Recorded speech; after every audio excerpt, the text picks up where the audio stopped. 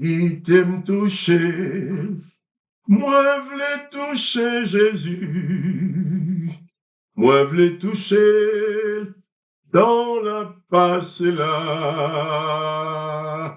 Et moi, va longer même, by l'autre yo. Yo va venir, yo va connaître, yo va sauver. Oh, pour moi, qu'à promet, il longeait, sauver l'autre, yo qui oh, oui, mais, il t'aime toucher, moi, v'lais toucher Jésus, quand ça l'autre, yo, va connaître. Yo va sauver. Je veux toucher Jésus. Je veux toucher le Seigneur Jésus. J'ai chanté ce chant créole parce qu'en arrivant, j'étais dans ma voiture en rentrant chez moi. Eh bien, j'ai chanté ce chant pendant au moins 5 ou 6 fois. Je veux toucher Jésus. Et cela me fait penser à cette femme qui était gravement malade depuis 12 ans. Mais un jour, elle a réussi à toucher Jésus. La robe de Jésus, elle a été guérie. Alors moi, je chante ces chants pour te dire aussi, bienvenue pour vivre cet instant de parole de la vie éternelle avec Marc Joseph. Excusez-moi, c'est un instant de joie, c'est un instant de bonheur, un instant de la présence de Jésus-Christ. Cette présence qu'aucune autre présence ne peut remplacer dans une vie. Par la présence de Jésus-Christ dans ta vie, c'est la présence de la grâce, c'est la présence de la vie éternelle, c'est la présence de l'amour du Père, c'est la présence de la consolation, c'est la présence de ce Père qui n'est pas un condamnateur. C'est pour ça cette femme qui était malade depuis 12 ans, elle a souffert. Et de plus, il n'avait pas le droit d'entrer dans le temple parce qu'il avait une perte de sang. Il est écrit dans les ordonnances de l'Éternel que une femme qui a un flux de sang n'a pas le droit de se présenter dans la présence de l'Éternel parce qu'elle est considérée comme impure.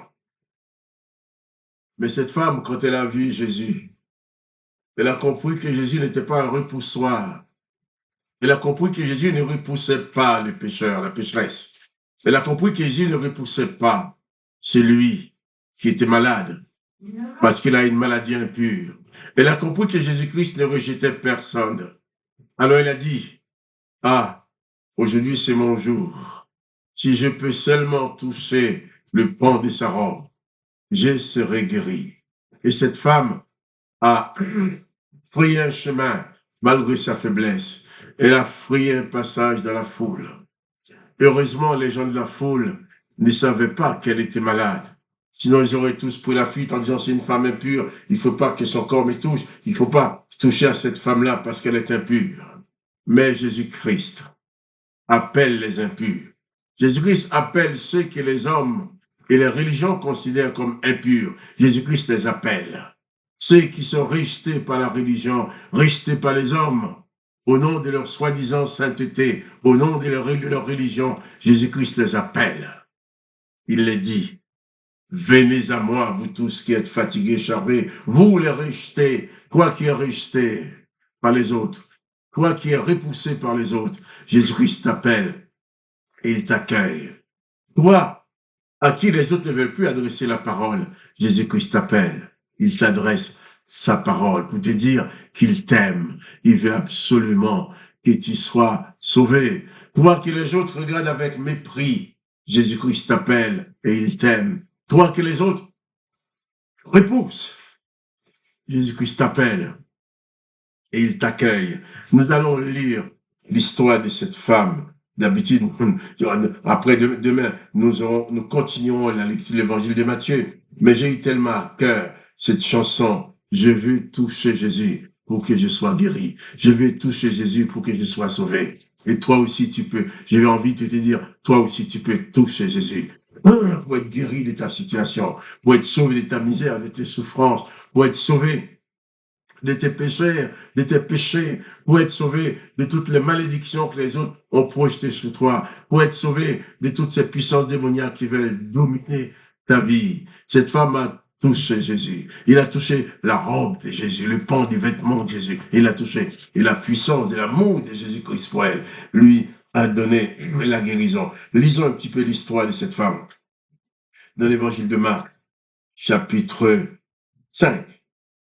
Et à partir du verset 25, même le verset 24, Jésus s'en alla avec lui, avec un homme qui était venu dire à Jésus que son fils était malade, qu'il a besoin d'être guéri, ou son serviteur. Jésus s'en alla avec lui, et une grande foule le suivait et le pressait. Or, il y avait une femme atteinte d'une perte de sang depuis 12 ans. Elle avait beaucoup souffert entre les mains de plusieurs médecins. Elle avait dépensé tout ce qu'elle possédait et elle n'avait éprouvé aucun soulagement, mais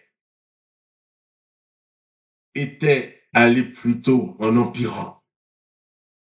Ayant entendu parler de Jésus, elle vint dans la foule par derrière et toucha son vêtement, car elle disait, si je puis seulement toucher ses vêtements, je serai guérie. Au même instant, la perte de sang s'arrêta et elle sentit dans son corps qu'elle était guérie de son mal. Voilà, cette femme avait souffert pendant 12 ans sans connaître Jésus-Christ, sans avoir le bonheur de rencontrer le Sauveur. Et pendant ces 12 ans, je précise que cette femme n'avait pas le droit d'adresser ses prières à l'Éternel des armées, car une femme qui a une perte de sang n'a pas le droit d'entrer dans le temple, dans la synagogue, ou prier. Il doit rester avec sa maladie à l'écart.